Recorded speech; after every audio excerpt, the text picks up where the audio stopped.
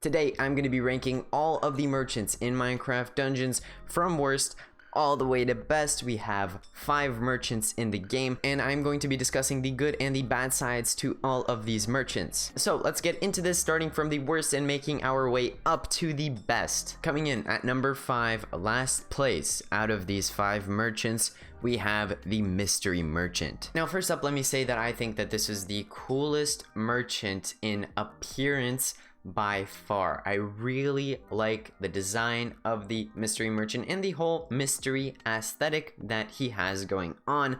His shop looks incredible. I like the colors and everything about the design I really like. But when it comes down to the service which this merchant provides, that's where this merchant falls short. What the Mystery Merchant does is he sells you random item crates. These crates can give you a specific item type, or it can just be any item, and until you buy the crate, you do not know what you are gonna get from it. Now, we did used to have this kind of random item roll type of system with the old Blacksmith and the Wandering Trader, but the Wandering Trader was removed and the Blacksmith was changed, and their old services were given to the Mystery Merchant. For a beginning player, the Mystery Merchant can be pretty cool because it's just a way to kind of gamble away your emeralds and just see what type of items you get. Sometimes you can get something terrible, and then sometimes you can get a unique item. And when you have very few items, you pretty much always discover new items when you're going to be using this merchant. So that's great. But as you progress through the game more and more,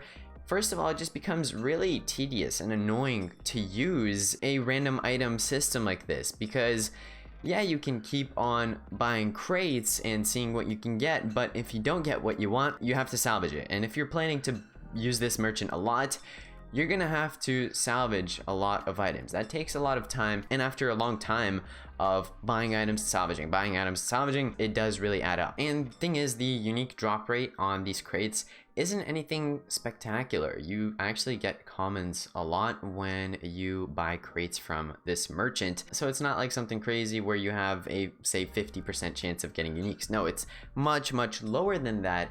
And with that mixed with the fact that you are just getting random items, it is just not too great, and is a merchant that I personally am going to be staying away from. I've given him a try. I have bought a lot of crates from him with no uniques at all, and it was just annoying to salvage everything. Again though, for a new player, this merchant is incredible, amazing. In fact, for a new player, this could be the best merchant because of how cool his whole aesthetic is. But other than that, I would say that this is the worst merchant in Minecraft Dungeons. Next up at number 4, we have the Village Merchant, which sells common and rare items at an affordable price. The prices of the items that he sells are pretty low, and he often has discounts as well. The fact that this merchant does not sell any unique items is pretty unfortunate, because finding common and rare items is pretty common. It's pretty easy, and if you want to get a specific item, you can go to the specific mission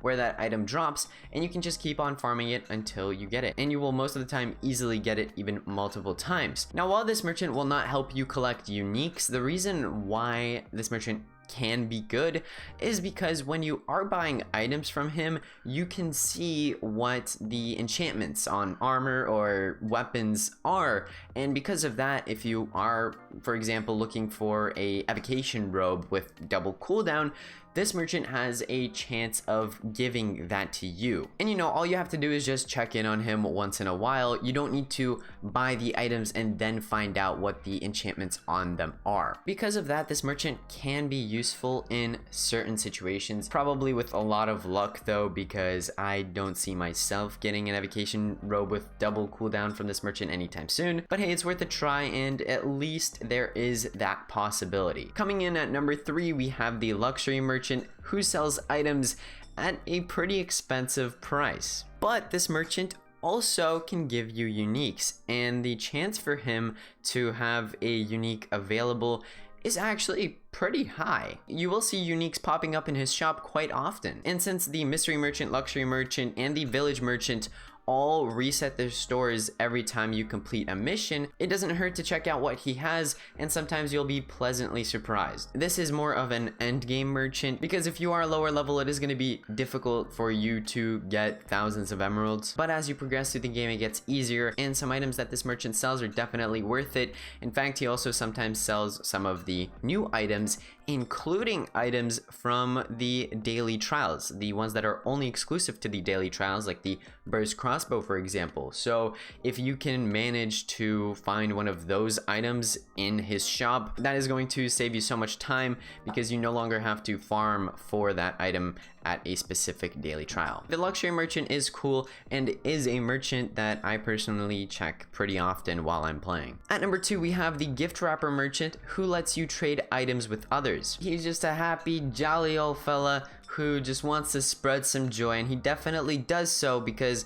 we've been asking for trading for a while, and honestly, with its release, I'm pretty happy with it, because the gift wrapper is really useful. He can let you get items that you would have had a really hard time getting before, and you can join any community, or you could also just talk to and play with friends. And now there are a lot of trades going on, everybody's gifting each other stuff, and this has helped me a lot, for example, because a lot of you have helped me collect some new items, and without the gift wrapper merchant, collecting all of the new items would just be so much more difficult. And by the way, when you trade an item, it says gifted next to it, and you can only trade items once, because once they have that gifted tag, you cannot trade them anymore, which I really don't like, because I think it would be better if we could just keep on gifting things to each other. I don't necessarily see what's so bad about if we could keep trading items, and this does slightly hinder the capability of the gift wrapper merchant,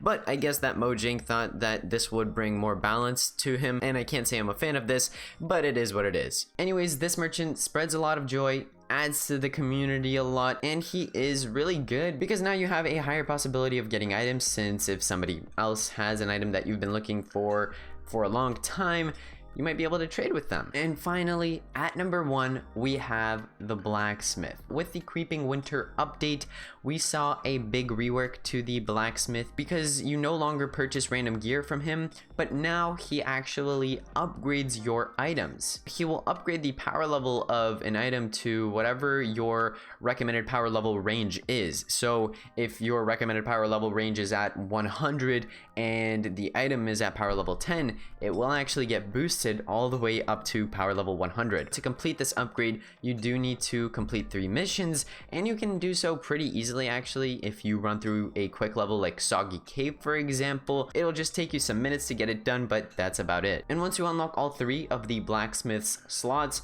you can actually upgrade 3 items at a time. This merchant is extremely strong right now. In fact, I would even say a bit overpowered because of how he works. He can take an item from any power level and can boost it all the way to what your power level ranking is. And right now, a big strategy is that you can just run dungeons on a really low difficulty, on possibly all the way down to default. Of course, it depends based on which items you want to get, since some drop on only specific difficulties. But the point is, you can lower your difficulty by a lot, and then the mobs become so easy to defeat, you take no damage from them, and once the item that you want to get drops, you can upgrade that item in minutes by just running 3 quick missions. The Blacksmith needs at least a little bit of a nerf, or maybe some tweaks, because now it's going to be much easier to farm for items, and I hope that it does not stay this way. That was my ranking for all 5 merchants in Minecraft Dungeons. Let me know what you think of this list. What are your thoughts on the merchants in general? Do you like one especially, or do you maybe dislike one especially? I definitely like to hear what you all have to say. Also, check out my other videos on Creeping Winter.